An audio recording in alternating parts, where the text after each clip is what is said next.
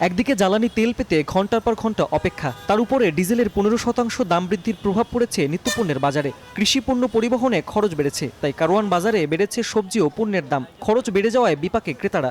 এলপিজির দাম ফের বাড়ায় হোটেল রেস্তোরাঁর খাবারের দামও বাড়াতে যাচ্ছেন ব্যবসায়ীরা। জ্বালানির দাম বৃদ্ধি পেতে না পেতে এর প্রভাব এখন সরাসরি পড়ছে জনজীবনে। পরিবহন ব্যয় বাড়ার পাশাপাশি নিত্যপণ্যের দামেও পড়েছে প্রভাব। ফলে বাড়তি খরচের চাপে পড়ছেন সাধারণ মানুষ। অর্থনীতিবিদরা বলছেন, ইরানে উত্তপ্ত পরিস্থিতি ঠিক না হলে আরও এক ধাপ বাড়তে পারে জ্বালানির মূল্য।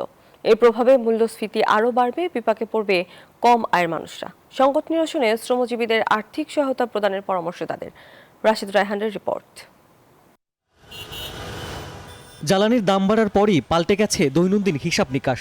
তেলের দাম বৃদ্ধির পর সব ধরনের গণপরিবহনে ভাড়া বাড়ানোর তোড়জোড় শুরু হয়েছে। রাইড শেয়ারিংয়ে প্রাইভেট কার ও মোটরসাইকেলের খরচ বেড়েছে। এসব পরিবহনের ভাড়া বৃদ্ধিতে চাপ বেড়েছে নগরবাসীর জীবনযাত্রায়।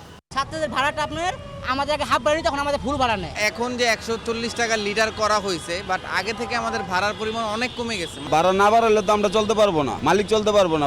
একদিকে জ্বালানি তেল পেতে ঘন্টার পর ঘন্টা অপেক্ষা, তার উপরে ডিজেলের 15% দাম বৃদ্ধির প্রভাব পড়েছে নিত্যপণ্যের বাজারে। কৃষি পণ্য পরিবহনে খরচ বেড়েছে, তাই কারওয়ান বাজারে বেড়েছে সবজি ও পণ্যের দাম। খরচ বেড়ে যাওয়ায় বিপাকে ক্রেতারা।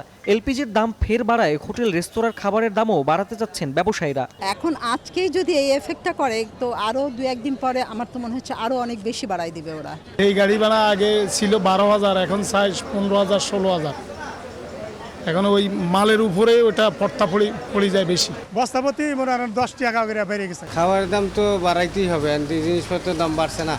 গণশুনানি ছাড়াই সড়ক ও নৌপথে ভাড়া বৃদ্ধির প্রস্তাবকে অযৌক্তিক আখ্যায়িত করেছে যাত্রী কল্যাণ সমিতি। বাস ভাড়া প্রতি কিলোমিটারে 15 পয়সা পর্যন্ত বৃদ্ধি পেতে পারে, এটা যৌক্তিক।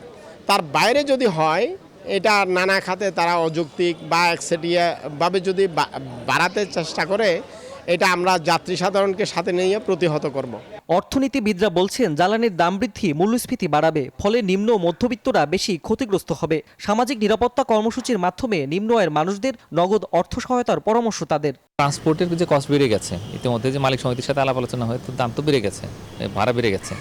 তো এখন এই অবস্থায় ভাড়া বৃদ্ধির কারণে আসলে যারা একদম নিম্নবিত্ত বা অভাবী মানুষ, সীমিত আয়ের মানুষ, প্রত্যেকেরই কিন্তু আয় বাড়ছে না, অনেক জায়গাতে চাকরি চলে যাচ্ছে, কর্মহীন হয়ে পড়ছে মানুষ, দারিদ্র বেড়ে যাচ্ছে, মূল্যস্ফীতি বৃদ্ধি, এগুলো সব কিছুর কারণে আসলে তাদের জীবনটা কিন্তু দুর্বিষহ হয়ে যাচ্ছে।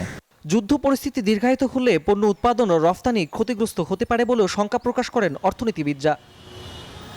জ্বালানির দাম বৃদ্ধির প্রভাব এখন আর কোনো একটি খাতে সীমাবদ্ধ নেই, এটি ছড়িয়ে পড়েছে পরিবহন, নিত্যপণ্যের বাজার ও সেবা খাতে।